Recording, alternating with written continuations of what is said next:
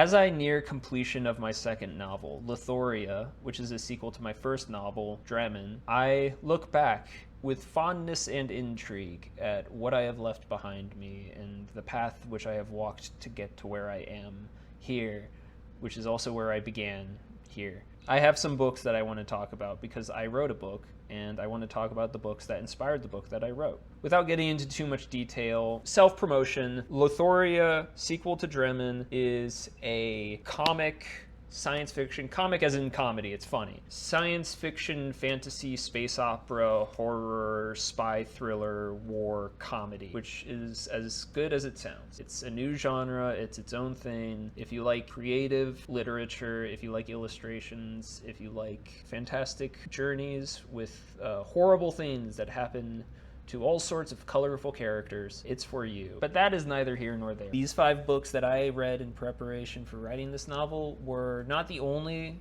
sources that I went to. I watched documentaries, I listened to podcasts, I read articles, and I tried reading other books that just were not as compelling. And I'll have some honorable mentions before getting to the last item on this list. First item on this list, by Justin Toland, The Rising Sun. Yeah, so these are, you will find, mostly nonfiction. Even though I'm working in fiction, I was mostly interested in history. As you can tell, this is a very thick guy. It's really fascinating because it's not an angle on this conflict that you often hear. Everyone knows about Japan in World War II, but do you really?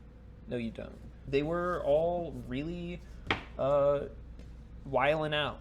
You know, they were very wiling out at that time.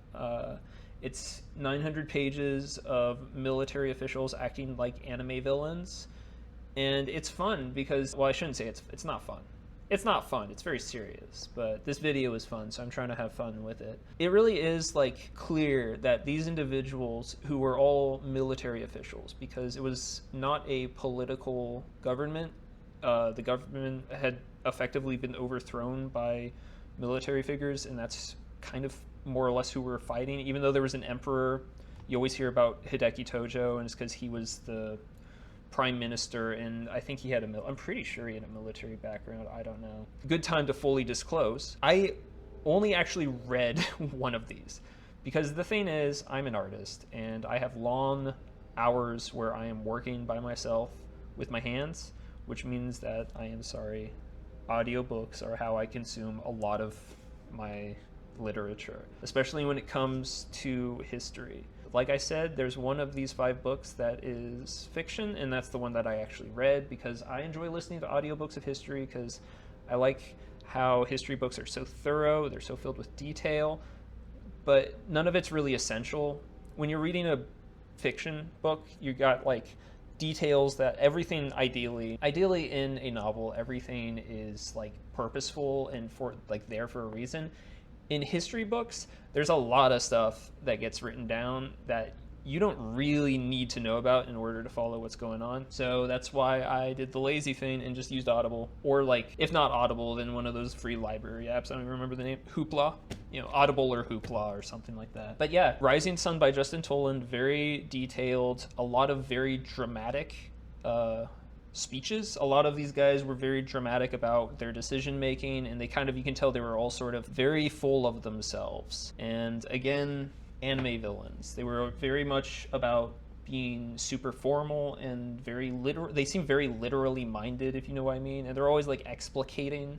They're always making like everything very dramatic. And it kind of explains how something like that could happen, which is a running theme here. And next book. Another very heavy topic. All of these are very heavy topics. This is a book about the 30 Years' War. I read a book about the 30 Years' War, but it was not this book. And I say read, I meant listen to. I'm going to keep doing that. When I say read, please just remember, I'm not going to correct myself every time, but when I say read, unless I'm talking about the one fiction work that I'm talking about, I just listen to it. I'm sorry. The book that I read was titled Europe's Tragedy, The 30 Years' War by Peter H. Wilson, and that was very good. I would recommend it to anyone that wants to know about the subject. It's very detail dense, maybe even more so than Rising Sun.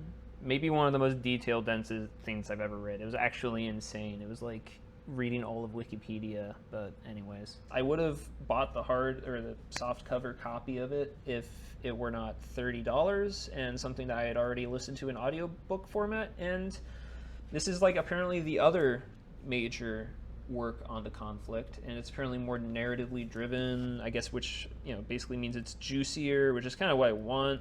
I do want to get the Wilson book just so I can go through and like highlight names and stuff.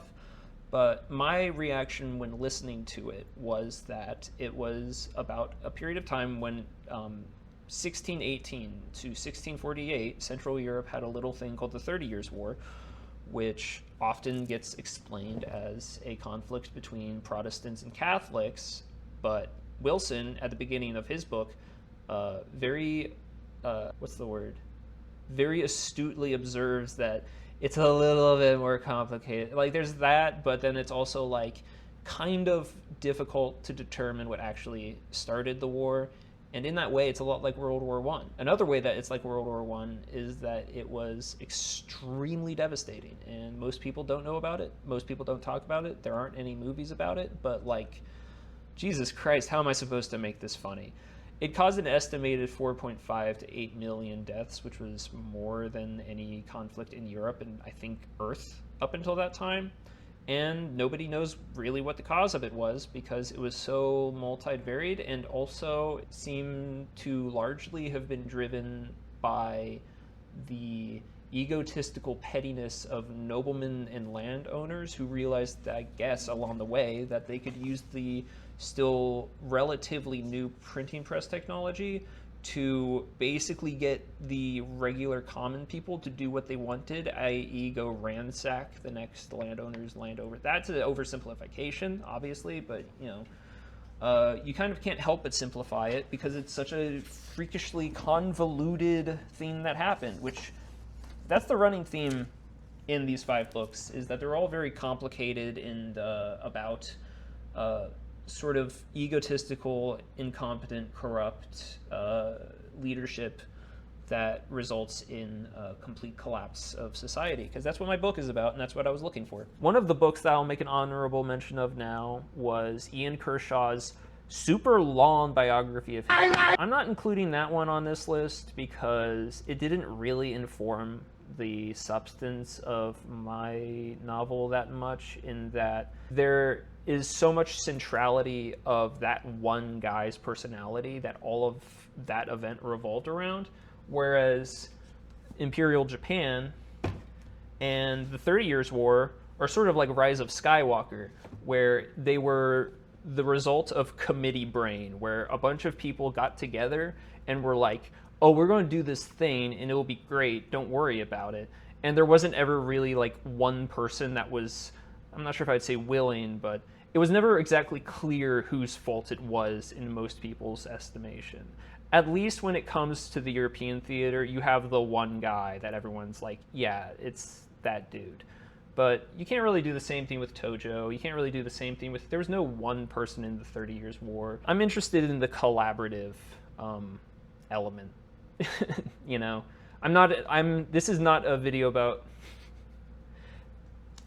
see, this is really difficult to make jokes about. I'm trying to make this a funny video. Anyways, speaking of funny topics, the next book I read was Vertigo, about Weimar Germany. Weimar Germany is nifty because it's so modern and it's so wacky, and it was such a weird time that you can just like look back on, and I'm not entirely sure if I should include this one because I'm still working my way through the audiobook. I have like 3 hours left of it, and I wasn't expecting it to be that much of an influence on what I'm doing because I'm in the closing stages of writing this next installment, and I only just started reading this. I only started listening to this like maybe 2 months ago or something, and it just struck me that at the very beginning, there's this quote that the author includes from the architect Bruno Taut, soon to be famous for the restrained functionality of his large housing estates, was not a man given to overreaction, yet he celebrated an almost religious ecstasy in 1920. Our tomorrow gleams in the distance, up with transparency, clarity, up with purity, up with crystal, and up and higher with the fluid, the graceful, angular, sparkling, flashing light, up with the eternal building.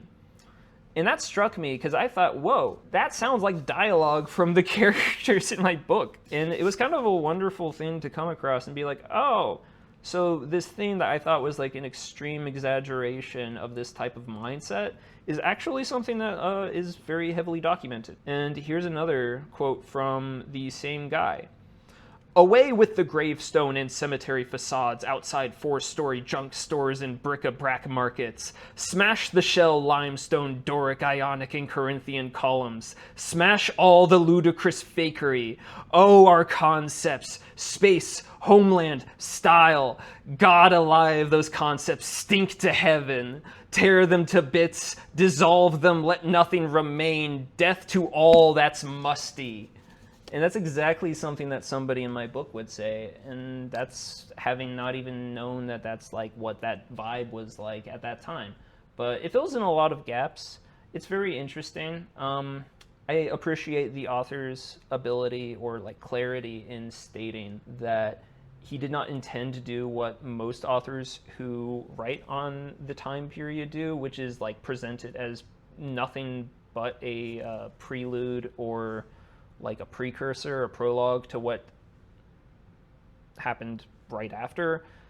And there's a little bit of that sneaks in there just because it's like, of course it does, it's part of the landscape, but he really is more like, here is my attempt to convey to you, the reader, what it was like in the 1920s. It's not the 30s, it's not the 40s, this is a book about conveying what Germany was like in the 1920s. And even though I haven't finished it yet, my main takeaway is that if you had money, it was a lot of fun. And if you didn't, see, it's really difficult to make this video funny. I'm not even going to try. I mean, you starved. It's not fun. It's not fun to do that. Speaking of starvation, speaking of horrible things, the fourth book I read was Bloodlands by Timothy Snyder.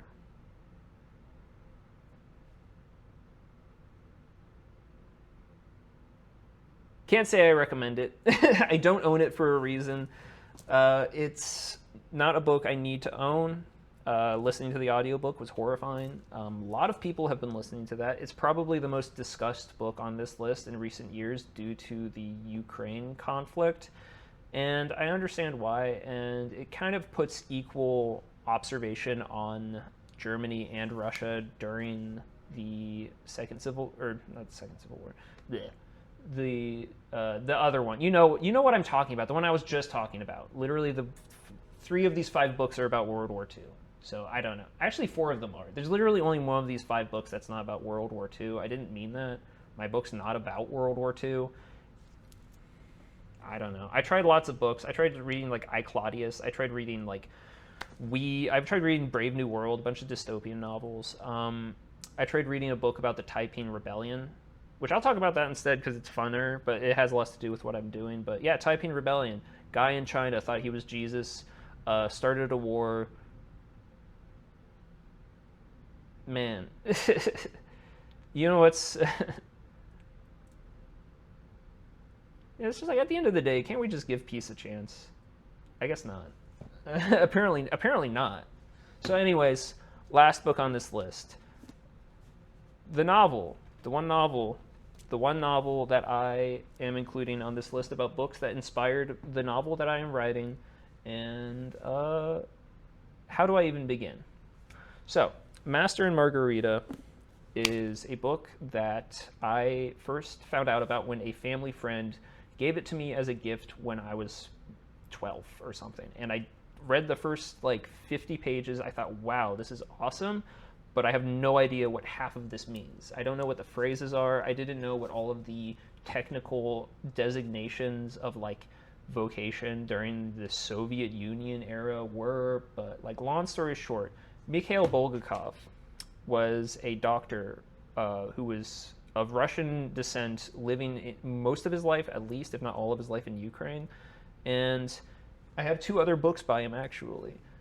This one, Heart of a Dog, I have not read. I don't know anything about it. It's some type of satire of like the science of that time and era. And then Wide Guard, which I have read most of. And this was about his time in Kiev during the Russian Civil War, over the course of like a year, when the city of Kiev literally fell under 20 different, I think it says at the beginning, there's like a year in Kiev's history where it was conquered and reconquered by like 20 different political factions. And like, this guy was just a morphine addicted doctor trying to get by, and then he wrote a book about it.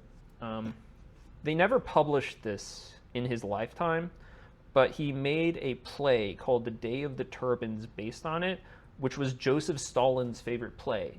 And he went to go see it 17 times, which is interesting that they wouldn't let him then publish the book it was based on, but whatever. Fun time.